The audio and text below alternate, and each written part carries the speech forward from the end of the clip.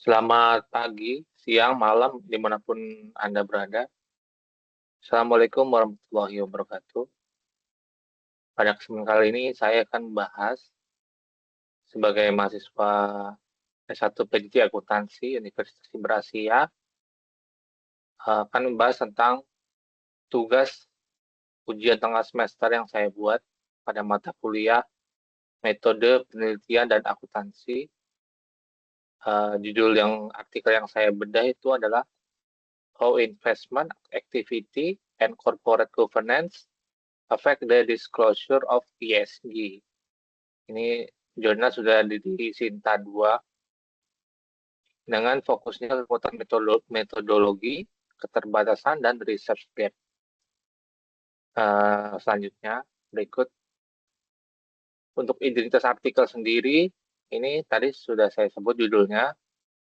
Untuk penulisnya yaitu adalah Melissa Anggraini, Darsono, dan Dennis Quirira Octavio.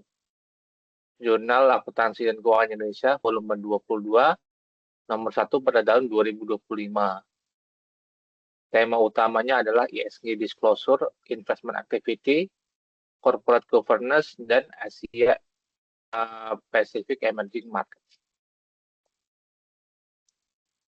Untuk fokus dan tujuan critical review ini sendiri, yang pertama adalah nilai kekuatan metodologi penelitian artikel, mengidentifikasi keterbatasan dari sisi objek, variabel, data, dan metode, menemukan research gap yang masih dapat dikembangkan, kemudian menyusun arah penelitian replikasi yang lebih sesuai dengan konteks Indonesia. Untuk pertanyaan utama, seberapa kuat metodologi artikel dan apa peluang replikasi penelitian berikutnya. Output akhir, dia ada menghasilkan rekomendasi replikasi yaitu profitabilitas dan kualitas audit terhadap ESG disclosure pada sektor energi pada Bursa Efek Indonesia.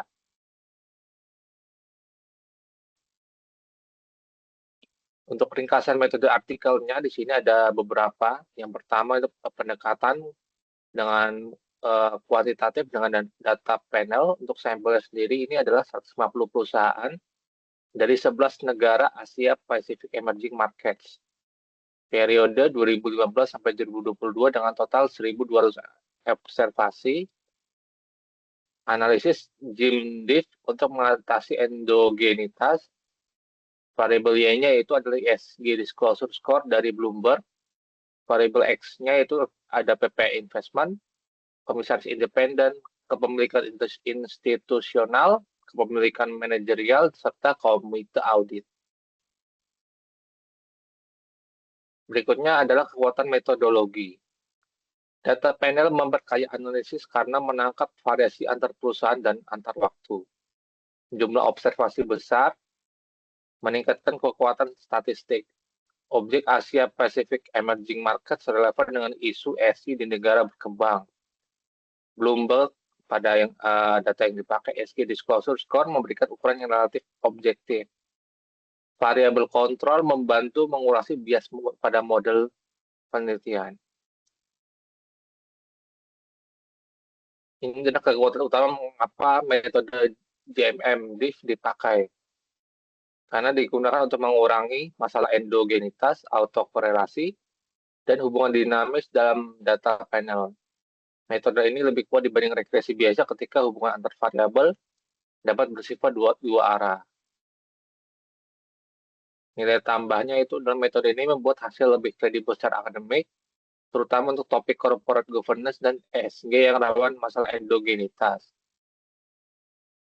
Uji pendukung penelitian memerlukan melakukan Hansen test, Sargan test, dan Arealo-Bon AR2 test untuk memeriksa validitas instrumen dan kelayakan model.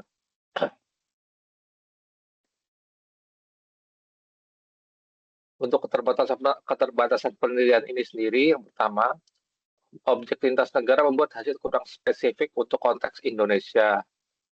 Perbedaan regulasi dan budaya bisnis antar negara dapat mempengaruhi ESG disclosure.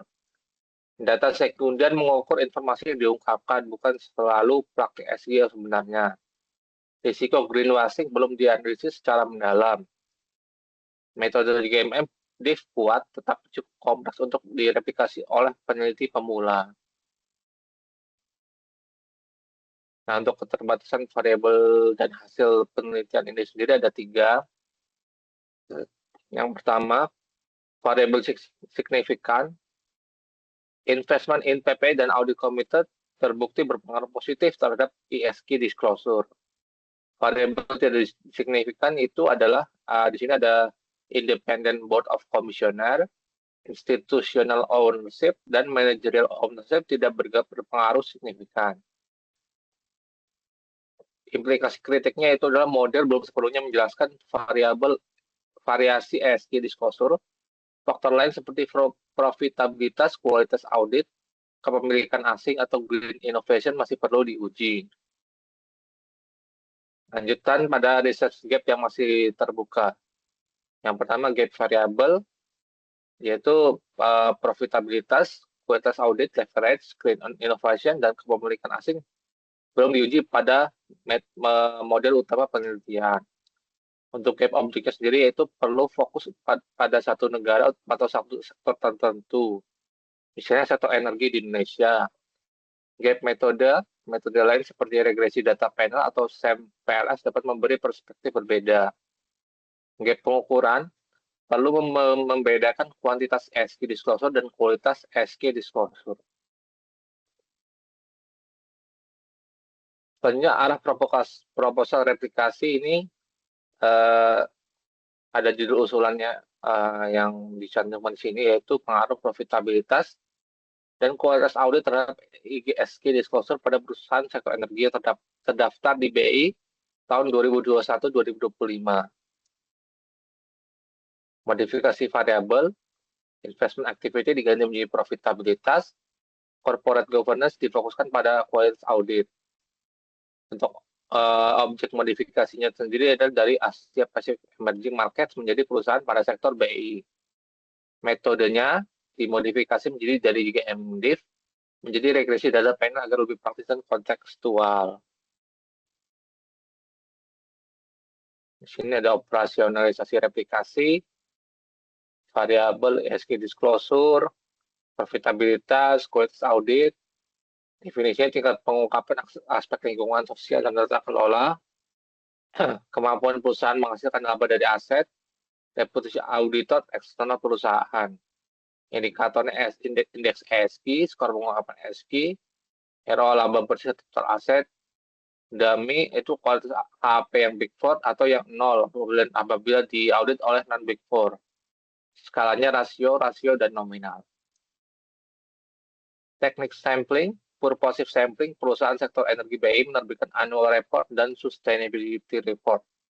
Data keuangan lengkap dan tidak divesting selama 2021 sampai tahun 2025. Nah, untuk kesimpulan critical review ini sendiri yaitu pertama, artikel memiliki metodologi kuat karena memiliki data panel besar dan GMM, maksudnya jurnal penelitian tersebut. Keterbatasan utama ada pada cakupan lintas negara, data sekunder, dan risiko greenwashing. Research gap terbuka pada variabel baru, objek Indonesia, dan metode yang lebih sederhana. Replikasi sektor energi BI dapat memberikan kontribusi baru bagi konteks ESG Indonesia. Sekian presentasi dari saya. Terima kasih.